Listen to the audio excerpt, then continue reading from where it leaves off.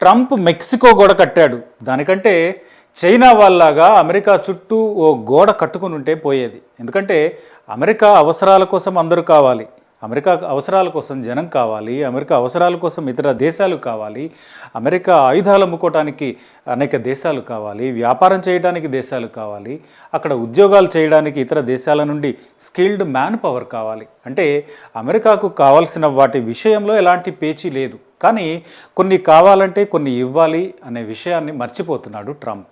కేవలం తీసుకుంటాను తప్ప ఇవ్వను అంటున్నాడు. మాకు అవసరమైన వాళ్ళు అమెరికాలో ఉండాలి తప్ప వాళ్ళ భార్య బిడ్డలు కూడా ఉండకూడదు అంటున్నాడు. ఒకవేళ ఉన్నా పనులు మాత్రం చేయకూడదు అంటున్నాడు. 21 ఏళ్ళు దాటిన తర్వాత అయితే పిల్లలు అసలే ఉండకూడదు అంటున్నాడు. ఇట్లా నానా రకాల రూల్స్ పెట్టేస్తున్నాడు. దీనివల్ల అమెరికాలో భారతీయులకు ఇప్పుడు కొత్త తంటా వచ్చింది.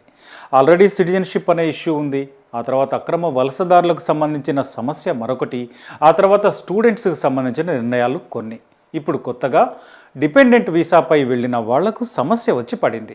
డిపెండెంట్ వీసా అంటే అమెరికాలో వ్యాలిడ్ వీసాలతో ఉంటున్న, అంటే H1 లాంటి వర్క్ వీసాలతో ఉంటున్న వాళ్లకు తమ కుటుంబాన్ని డిపెండెంట్ వీసాతో తీసుకెళ్లే అవకాశం ఉంటుంది. ఇందులో భార్య బిడ్డలు అందరినీ తీసుకెళ్ళొచ్చు. అట్లా H1 వీసాలతో వెళ్ళిన వాళ్ళ పిల్లలకు ఇప్పుడు సమస్య వచ్చి పడింది.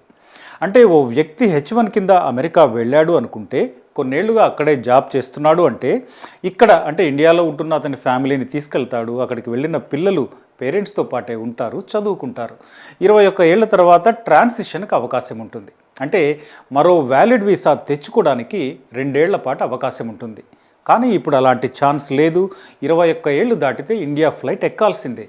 21 ఏళ్ళు దాటగానే డిపెండెంట్ వీసా స్టేటస్ ఇన్వాలిడ్ అవుతుంది. ఇలాంటి వాళ్ళంతా వెనక్కు రావాలి. ఇదే ఇప్పుడున్న సమస్య. ఇలాంటి వాళ్ళు 1,00,000 మందికి పైగా భారతీయుల్లోనే ఉన్నారని తెలుస్తోంది. అంటే H1B వీసాదారుల పిల్లలు డిపెండెంట్ వీసా అంటే H4 కింద అమెరికా వెళ్ళొచ్చు. మైనర్గా వెళ్ళిన వీళ్లకు 21 ఏళ్ళు నిండే వరకు ఈ వీసా పనిచేస్తుంది. ఆ తర్వాత కొత్త వీసా పునరుద్ధరణకు 2 ఏళ్ల గడువు ఉంటుంది. ఇట్లా డిపెండెంట్ వీసా ముగింపు దశకు చేరుకున్న భారతీయ పిల్లల సంఖ్య 1,34,000 మందికి పైగా ఉంటుంది. అక్కడే ఉంటున్నారు కాబట్టి అక్కడే చదువుకుంటూ ఉంటారు. కాబట్టి వీసా గడువు ముగిసే వాళ్ళు ఉన్నత చదువుల కోసం F1 వీసా పొందే అవకాశం ఉన్నప్పటికీ దీంట్లో చాలా రిస్క్ ఉంటుంది. అక్కడే ఉంటున్న కుటుంబాల పిల్లలుగా చదివితే స్కాలర్షిప్లు, ఫీజులు వేరుగా ఉంటాయి. అదే F1 కింద వీసా కోసం ప్రయత్నిస్తే కథ మళ్ళీ మొదటికి వస్తుంది. అంతర్జాతీయ విద్యార్థులుగా ప్రభుత్వ సాయానికి దూరం అవుతారు. ఇది కూడా అక్కడున్న వాళ్ళలో ఉన్న టెన్షన్. ఇట్లా డిపెండెంట్ వీసా కింద అమెరికా వెళ్ళిన వారిలో సుమారు 1,00,000 మందికి పైగా భారతీయులు ఇప్పుడు సెల్ఫ్ డిపోర్టేషన్ ముప్పులో పడ్డారు. ఆల్రెడీ అక్రమ వలసలంటూ ట్రంప్ షాకులు ఇస్తున్నాడు. ఇప్పుడు H1 వీసా కింద వెళ్ళిన ఫ్యామిలీల్లో పిల్లల వంతు వచ్చింది.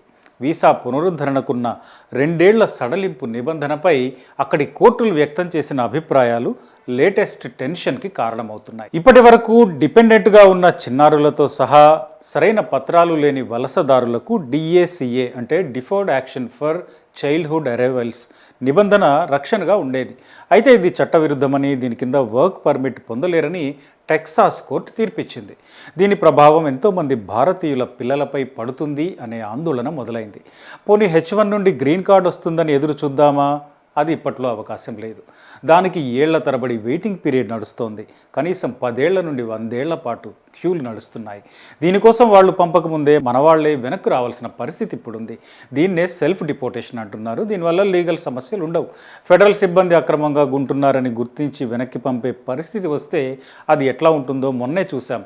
అక్రమంగా ఉంటున్నారు అనగానే ఎట్లాంటి ట్రీట్మెంట్ ఇస్తున్నారో చూసాం. ఇక్కడ సమస్య ఏంటంటే ఇల్లీగల్గా అమెరికాలో ఉండాలని వాళ్ళు అనుకోకపోవచ్చు. కానీ చైల్డ్హుడ్ మొత్తం అమెరికాలో గడిచి ఊహ తెలిసిన దగ్గర నుండి అక్కడే ఉండి అక్కడి కల్చర్కి అలవాటు పడి కల్చరల్ రూట్స్ అమెరికాలో ఏర్పడిన తర్వాత ఇండియాకి ఏడాదికో 2 ఏళ్లకో చుట్టపు చూపు సంబంధంలో పడిన తర్వాత ఇప్పుడు పూర్తిగా అమెరికాను వదిలి ఇండియాకు వచ్చేయడం అంత తేలికైన విషయం కాదు. పోనీ అటు గ్రీన్ కార్డ్ వస్తుందేమో అని ఎదురు చూద్దాం అనుకుంటే గ్రీన్ కార్డ్ కనీసం 10 ఏళ్ల నుండి 100 ఏళ్ల వరకు ప్రాసెసింగ్ టైం చూపిస్తోంది. అంటే ఇండైరెక్ట్గా ఇప్పట్లో రాదు అనుకోవాల్సిందే. అంటే ప్రైమరీ స్కూల్ నుంచి కాలేజ్ వయసు వరకు అమెరికాలో బతికి ఇప్పుడు ఒకసారిగా ఆ దేశంతో ఎలాంటి సంబంధం లేదు అనుకొని ఇండియా వచ్చేయాలి. పోనీ మళ్ళీ అమెరికా వెళ్ళాలి అనుకుంటే అదో పెద్ద తతంగం. ఇక్కడి నుండి అందరూ F1 వీసాతో వెళ్తున్నట్టే వీళ్ళు కూడా వెళ్ళాలి. అదంతా తేలికైన విషయం కాదు. ఇక 2026 విషయానికి వస్తే ఇప్పుడు మళ్ళీ H1 వీసాలకు రిజిస్ట్రేషన్ మొదలైంది. ఈ ప్రాసెసింగ్ మార్చి 7 నుంచి 24 వరకు ఉంటుంది. దీని కింద 65,000 మంది ప్రొఫెషనల్స్ని అమెరికన్ కంపెనీలు హైర్ చేసుకుంటాయి. ఇది కాకుండా ఇంకో 20,000 మంది యుఎస్లోనే మాస్టర్స్ చేసే వాళ్లకు H1 వీసా అవకాశం ఉంటుంది. మరి వీళ్ళ పరిస్థితి తర్వాత ఎలా ఉంటుందో, ప్రస్తుత పరిస్థితిని చూస్తే మార్చి 2023 నాటికి డిపెండెంట్ వీసా గడువు దాటిన వాళ్ళు 1,34,000 మందికి పైగా ఇండియన్స్ పిల్లలు డిపోటేషన్ ప్రమాదంలో పడ్డారు. Employment based green card issues చేయడంలో బ్యాక్లాగ్స్ చాలా ఉండడంతో వీళ్ళంతా సమస్యలో పడ్డారు. దాదాపు 10 లక్షల మందికి పైగా భారతీయులు EB2, EB3 కింద గ్రీన్ కార్డు కోసం క్యూలో ఉన్నారు. వీళ్ళ పిల్లలే ఇప్పుడు 1,00,000 మందికి పైగా ఇరకాటంలో పడ్డారు. ఇట్లాంటి సమస్యల్ని చూసిన తర్వాత అమెరికా వెళ్ళడం ఎందుకు, దానికంటే బెస్ట్ ఆప్షన్స్ ఉన్న దేశాల వైపు వెళ్దామా, కెనడా, UK లాంటి దేశాలకు వెళ్దామా అనుకునే వాళ్ళు చాలామంది ఉన్నారు. అక్కడికి వెళ్తే ఫ్యూచర్లో ఎలాంటి గొడవ ఉండదేమో అని అనుకునే వాళ్ళు ఇప్పుడు పెరుగుతున్నారు.